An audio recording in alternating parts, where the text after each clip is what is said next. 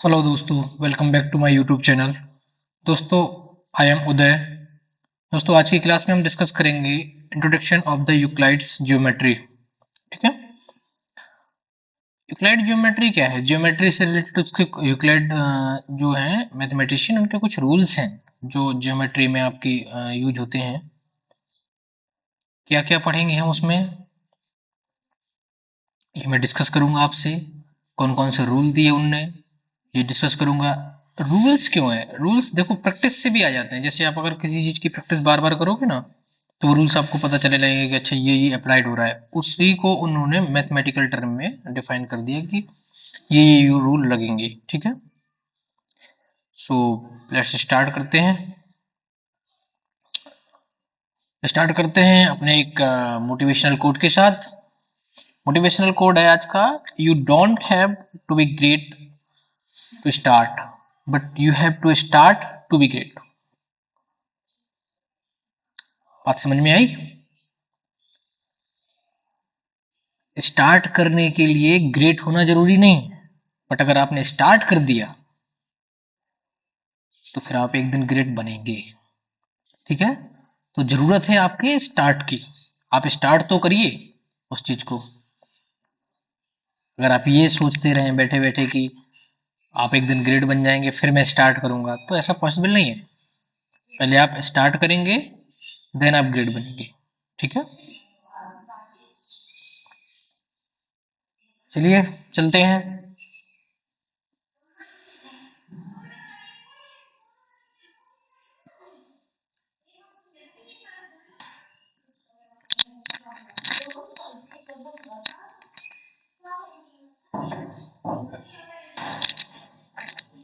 पहला क्वेश्चन, चलते हैं पहली डेफिनेशन पे चलते हैं। यूक्लाइड डेफिनेशन में क्या क्या आता है? यूक्लाइड ने कुछ एक्सियम्स एंड पोस्टुलेट दिए हैं। ठीक है। कुछ डेफिनेशन दिए हैं, तो उन डेफिनेशन को आज पढ़ेंगे और उससे देखेंगे कि वो कैसे प्रूव हो रहा है, कैसे मतलब चल रहा है। यूक्लाइड ने सबसे पहले डिफाइन किया, सबसे पहले देखेंगे कि क्या है। A point is that which has no part. इसका मतलब समझिए, पॉइंट क्या है। मैं ऐसे एक ये रख दूं, दिस इज अ पॉइंट। ये जो है दिस इज अ पॉइंट। उसने उसी को डिफाइन कर दिया कि पॉइंट के पास कोई पार्ट नहीं होता। जैसे कि लाइन होती है तो उसके पास लंबाई होती है, ब्रिथलेस लेंथ होती है, वो लाइन कहलाती है। ठीक है। तो उसने बताया कि पॉइंट एक ऐसा पार्ट है जिसमें न तो लंबाई है, चौड़ाई है, ऊंचाई है।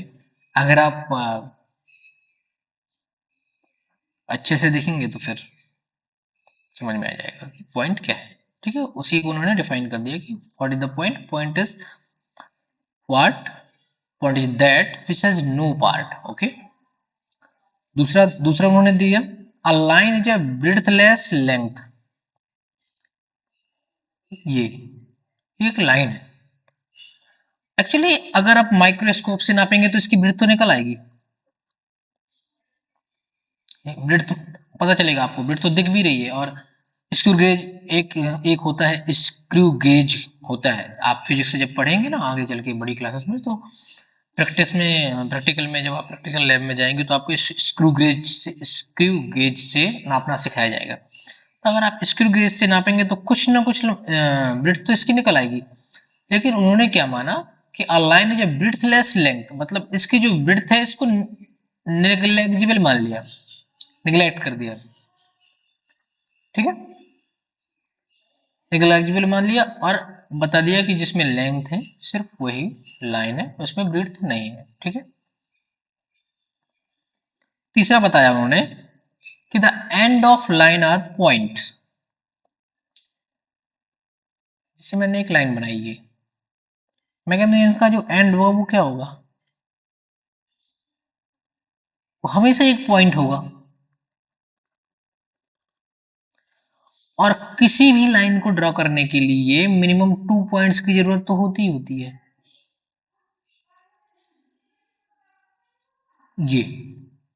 ये क्या हो गया? लाइन हो गई। इसमें 2 पॉइंट है, मिनिमम 2 पॉइंट लेने पड़ेंगे आपको किसी भी लाइन को ड्रा करने के लिए। या फिर ये कह दो कि जैसे पॉइंट है तो पॉइंट अगर कोई लाइन बनी है तो इन्फिनिटी नंबर ऑफ पॉइंट होते हैं किसी लाइन में। ये मैं पहली क्लासेस में भी बता चुका हूँ आपको, जब लीनियर इक्वेशन पढ़ रहे थे ना। तो किसी लाइन का अगर इक्वेशन दिया है, लीनियर इक्वेशन दिया है, तो उसके जो सॉल्यूशन है वो इन्फिनिटी नंबर ऑफ सॉल्यूशन होते हैं। क्यों? क्योंकि कोई लाइन होती है ना, वो पॉइंट से ही बनी होती है। ऐसे पॉइंट बनाते जाओ, लाइन बनती जाएगी। नजदीकी पॉइंट बनाने हैं आपको, तो वो क्या क्या बन जाएगी? एक लाइन बन जाएगी। ठीक है ना? तो क्या बोला हमने? The end of a line,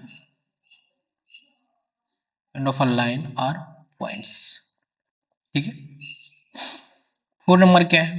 a straight line is a line which lies evenly with the points on itself।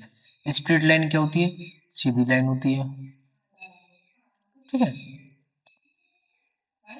which lies evenly with the point।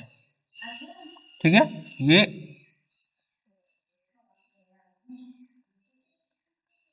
ऐसे हो जाएगा। ठीक है। अ सरफेस, अब उन्होंने फिफ्थ पॉइंट बोला, a surface is that this has length and breadth only.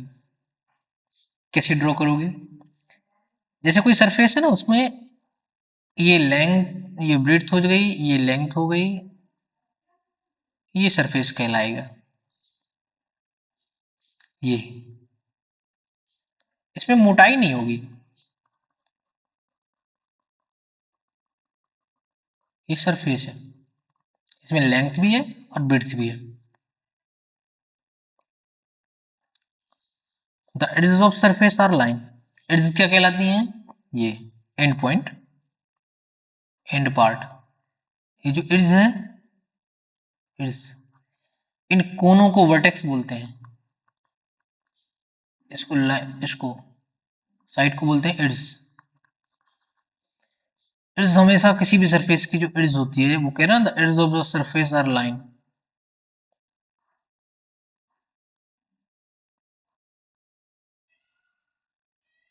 ये line है।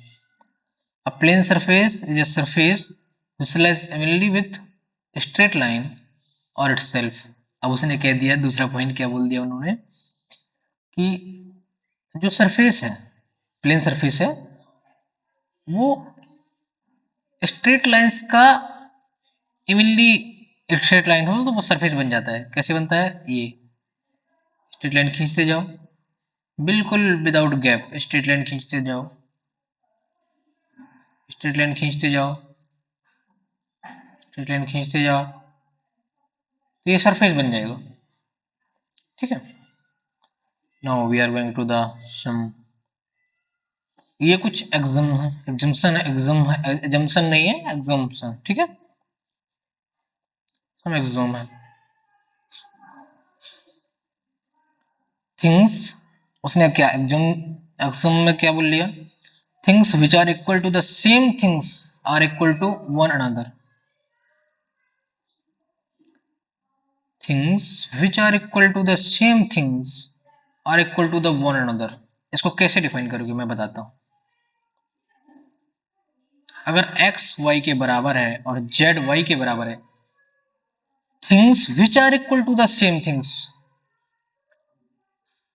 Are equal to one another, तो ये क्या हो जाएगा? x equal to y equal to z, ऐसे लिख सकते हैं। इसको क्या बोलेंगे? x is equal to z. ठीक है। इनको क्या बोलेंगे?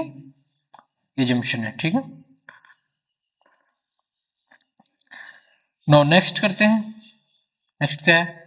If equal are adds to equal, if equals are added to equals the whole are equals. क्या कहना चाह रहा है? पता चला? x is equal to y है, ये इक्वल है। Equals are added to equals, यदि इसमें दो साइड 5 ऐड कर दें तो ये इक्वल रहेंगे। 5 प्लस एक्स, वाई प्लस 5 भी इक्वल रहेंगे। ऐसा नहीं होगा कि मैंने इसमें 5 ऐड कर दिया तो ये इक्वल ना हो, ऐसा नहीं होगा, ये इक्वल रहेंगे। पहले ही एक्स वाई इक्वल थे, इक्वल नंबर हमने ऐड किया दोनों side, 5 plus x y plus 5, तो ये क्या गया 5 plus x is equal to y plus 5, ये इक्वल रहेंगे। ठीक है, ये समझ में आ गया। नाउ नेक्स्ट एग्जाम्स करते हैं, एग्जाम करते हैं। If equal are subtract to from equals, then remainder are equal. x equal to y था, यदि इक्वल नंबर सब्ट्रैक्ट कर दें x माइनस 5 y माइनस 5 तो भी इक्वल ही रहेंगे, तो x minus 5 equal to y minus 5 ही होगा। ठीक है, ये बोल रहा है। देन देखो ये things which coincide with one another are equal to one another, कैसे? कोइंसाइड का मतलब पता है क्या होता है? कोइंसाइड का मतलब होता है कि जैसे एक सरफेस है ये, एक ऐसा सरफेस ढूंढो, और दूसरा कि मैं उसको इसके ऊपर रखूं तो उसको पूरा पूरा ढके, पर एक्स्ट्रा भी ना हो, बिल्कुल इक्वल होना चाहिए। ये 5 6 का है, तो जो दूसरा होगा प्लेन वो भी 5 6 का होगा, तो ये कोइंसाइड का, ये इसको अगर ऊपर इसके ऊपर होगा तो ये पूरा पूरा ढकेगा, ऊपर नीचे नहीं होगा। या फिर चाहे इसको इसके ऊपर कर दो, चाहे इसको इसके ऊपर रख दो, तो ये दूसरा एक दूसरे को ढक लेंगे पूरी तरीके से। तो क्या कह रहे हैं कि अगर ऐसा करते हैं तो वो इक्वल होंगे, ऑलरेडी प्रूव्ड है। ठीक है, नेक्स्ट।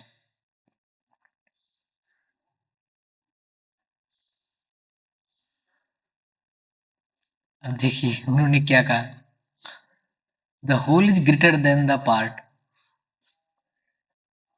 पता है उन्होंने जो एग्जम्पशन लिए है ना, एग्जम्पशन नहीं है, ये एग्जम्स है, एग्जम्स। उन्होंने इसलिए कि जनरली अगर आप थोड़ी सोचने बैठोगे ना तो आपको आ जाएगा कैसे। Whole is greater than the part, मैंने कहा,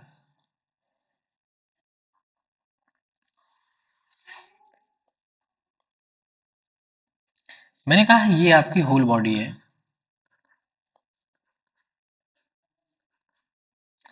ये आपकी होल बॉडी है। अब मैं कह रहा हूं कि आपका एक पार्ट हैंड है, आपकी जो होल बॉडी है वो आपके हैंड से बड़ी ही होगी, क्योंकि होल में सब समाहित है। आपकी ये होल बॉडी थी, मैं आपका किसी भी पार्ट को लूंगा, उस पार्ट से ये बॉडी हमेशा बड़ी होगी। ठीक है, ऐसे ही उसने ज्योमेट्री में, उन्होंने ज्योमेट्री में बोल दिया कि जैसे मैं ये ले लूं, इसका एक पार्ट ले लूं, कि ये लाइन ले लूं, निकाल लो, तो इस पार्ट से बड़ा ये हमेशा होल होगा। ठीक है, next, things which are double of the same things,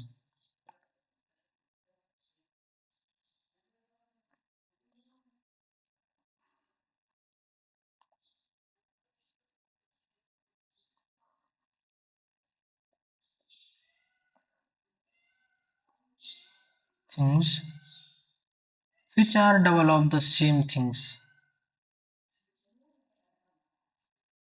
are equal to one another।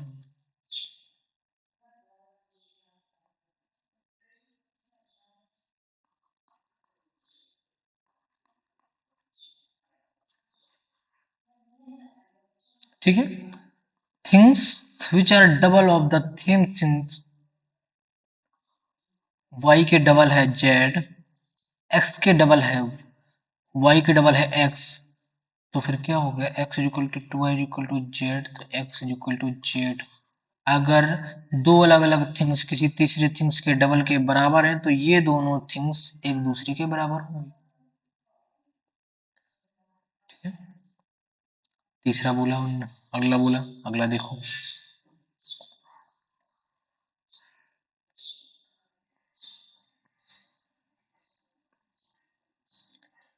Things which are half of the same things are equal to the another thing. उसी चीज को बार बार कहना है, देखना। अब उन्होंने अगला क्या बोला, things which are half of the same things इनका रिलेशन नहीं दिया गया है, रिलेशन y से है दोनों का, x is equal to 1/2y and z is equal to 1/2y, तो ये थिंग्स इक्वल होंगी आपस में, ये उन्होंने बताने की कोशिश किया। ठीक है, नाउ सम पोस्टुलेट चलते हैं। सम पोस्टुलेट में क्या करते हैं, देखते हैं क्या बोलते हैं।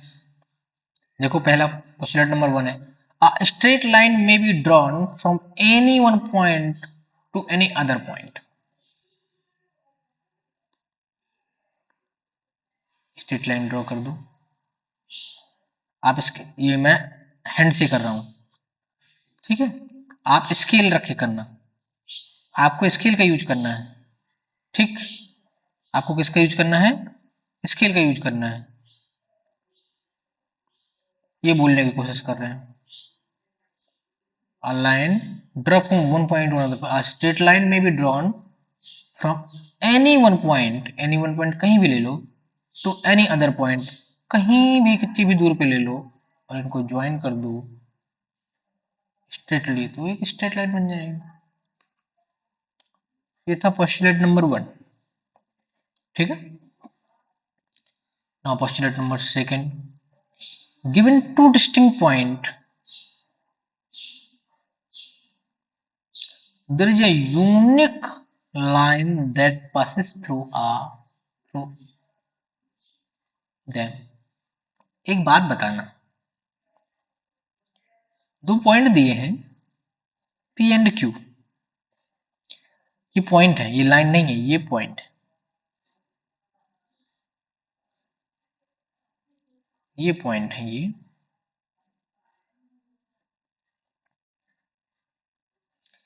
इन पॉइंटों से एक ही यूनिक लाइन खींची जा सकती है, स्ट्रेट लाइन।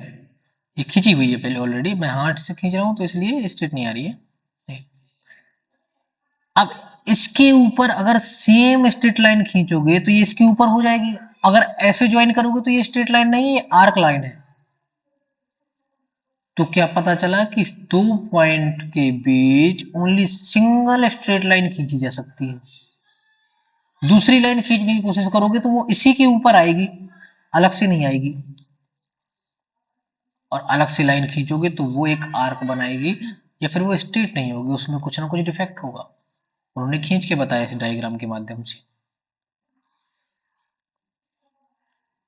ठीक है, now next postulate, a terminated line can be produced indefinitely, produce करके भी दिखाया। ये टर्मिनेटेड लाइन है, कौन सी है,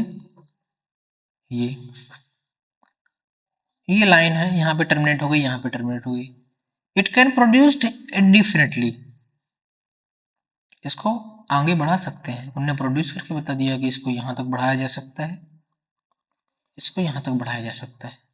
ये पोस्टुलेट है, इनको याद रखना है। याद क्या रखना है, जब आप बार बार प्रैक्टिस करें, प्रैक्टिस क्या करेंगे, प्रॉब्लम सॉल्व करेंगे ना, और जब और आगे मैथ पढ़ेंगे तो आपको ऑलरेडी याद बना रहेगा कि भैया कोई भी टर्मिनेटेड लाइन है, जैसे ये टर्मिनेटेड लाइन बना दी मैंने, ये एक लाइन है, ये एक टर्मिनेटेड लाइन है, ठीक है, तो इसको और आगे प्रोड्यूस किया जा सकता है। On postulate number 3, a circle can be drawn with any center on any radius। Circle कैसे, आप राउंडर लेना, प्रकार बोलते हैं हिंदी में, राउंडर लेना, पेंसिल फिट करना, कोई भी एक पॉइंट लेना सेंटर पॉइंट, कोई भी एक रेडियस ले लेना, जितनी आपकी मर्जी हो, यहाँ तक कोई भी रेडियस ले लेना, और यहाँ पे सेंटर रख के और अपने राउंडर को ऐसे घुमा देना, आपका सर्कल ड्रा हो जाएगा। ठीक है, वही उन्होंने कहने की बात की है कि a circle can be drawn with any centre और एनी रेडियस। ठीक है, पोस्टुलेट नंबर 4 क्या बोला उन्होंने, all right angle are equal to one another. कैसे भैया, राइट एंगल की जो वैल्यू होती है ना वो 90 डिग्री होती है। कोई भी एंगल राइट एंगल तभी कहलाएगा जब उसकी वैल्यू 90 डिग्री होगी। तो क्या कह रहे हैं, इक्वल होते हैं तो 90 डिग्री के इक्वल 90 डिग्री ही होगा, ये ऑलरेडी प्रूव्ड है। ठीक है, उसको समझाने की जरूरत भी नहीं है। नाउ नेक्स्ट, नेक्स्ट इज, क्या बोलते हैं नेक्स्ट में, नेक्स्ट है postulate number 5। If a straight line falling on two straight line, make the interior angle of the same side of taken together is less than right angle। ये जो angle है ना, ये लेस देन राइट एंगल है, less than two right angle. मतलब इनका जैसे angle number 1 प्लस एंगल नंबर 2 करोगे तो ये 180 से छोटा होगा। ठीक है, तो वो क्या कह रहे हैं, then the two straight line if produce indefinitely, अगर इनको और आगे प्रोड्यूस करो आप, ठीक है, meet on that side on which the same angle less than the two right angles। तो कहते हैं कि अगर इनको प्रोड्यूस करोगे तो ये कहीं ना कहीं किसी पॉइंट पे मिलेंगी। कब मिलेंगी, जब ये इनका इंटीरियर एंगल का जो एडिशन है वो टू राइट एंगल के एडिशन से कम होना चाहिए। 1+2 ये होना चाहिए कम 180 से। क्वेश्चन नंबर 5 हो गया ना। एग्जाम्पल नंबर 1 देखते हैं। एग्जाम्पल नंबर 1 में क्या बोलते हैं, देखिएगा।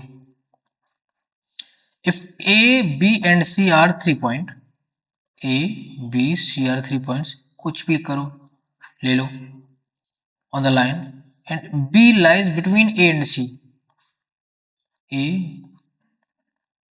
सी और बी कहीं बीच में है, then prove that A B plus B C बराबर ए C, A B plus B C बराबर ए सी। भैया ऑलरेडी प्रूव्ड है, लाइन से देख लो आप। ए सी कैसे निकलेगा, ए सी निकलेगा तो हम ए बी जोड़ेंगे प्लस बी सी कर देंगे तो ए सी निकल आएगा। वही प्रूव करना था। ठीक,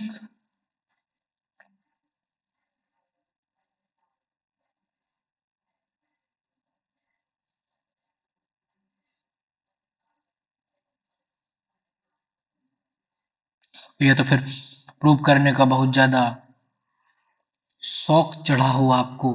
देखो लिखना वही है, उसी को तुम घुमा के लिख दो। चलो मैं तुमसे कहता हूं कि भैया लिख दो ए बी को। ए बी कैसे निकलेगा, जब ए सी में से बी सी घटा दोगे। भैया बी सी कैसे निकलेगा, जब ए सी में से ए बी घटा दोगे, ऐसे ही निकलेगा भैया।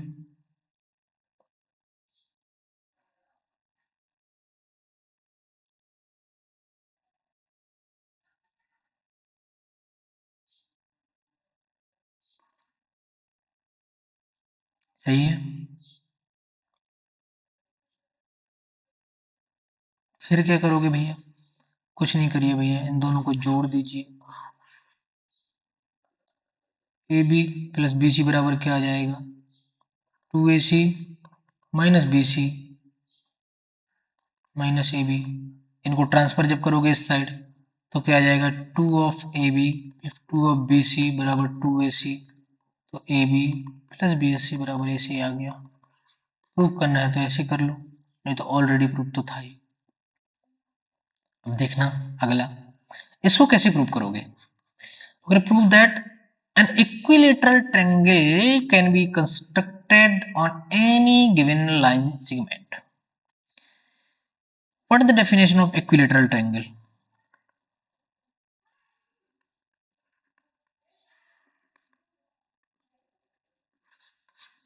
क्या होता है इक्विलेटरल ट्रायंगल, कैसे फाइंड करोगे। इक्विलेटरल ट्रायंगल कहते हैं हम किसी ट्रायंगल को जब उसके तीनों साइड इक्वल हो, इनकी angle will be 60 60 and 60। Why, क्योंकि ऑल इंटीरियर एंगल का जो एडिशन होता है 160 होता है।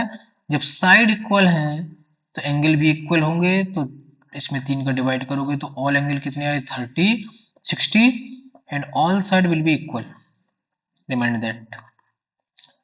तो कह रहा है कि कोई भी लाइन सेगमेंट पे आप इक्विलेटरल ट्रायंगल ड्रॉ कर सकते हैं। कैसे कर सकते हैं? जैसे कोई एक लाइन है, आप अपना क्या लेंगे, राउंडर लेंगे, प्रकार बोलते हैं उसको हिंदी में। कुछ नहीं करना आपको, पेंसिल फिट करनी है, ये रेडियस लेके एक पॉइंट यहाँ पे पॉइंट फिक्स करना है, एक आर्क ऐसे मारना है, फिर सेम रेडियस पे यहाँ पे सेंटर रख के यहाँ पे एंगल मारना है। जब इनको दोनों को ऐड करोगे, इन दोनों को, तो ये इक्विलेटरल ट्रायंगल निकलेगा हमेशा, कितनी भी बड़ी ले लो। इतना रेडियस लेना, यहाँ पे पॉइंट रखना, एक आर्क यहाँ पे मारना, दूसरा यहाँ पे रखना, एक आर्क यहाँ पे मारना। जब दोनों को इनको ऐड करोगे बाय स्केल, तो तुम्हें ये जो एंगल मिलेगा वो इक्विलेटरल ट्रायंगल मिलेगा, वो इक्विलेटरल ट्रायंगल ही मिलेगा। दैट्स एंड नेक्स्ट थ्योरम है, थ्योरम क्या कह रही है, two distinct lines can not have more than one point in common. भैया कोई भी डिफरेंट डिफरेंट लाइन है, एक पॉइंट से ज्यादा कोई कॉमन नहीं निकलेगा, पॉइंट नहीं निकलेगा। कैसे नहीं निकलेगा? इनका तो कोई कॉमन ही नहीं है।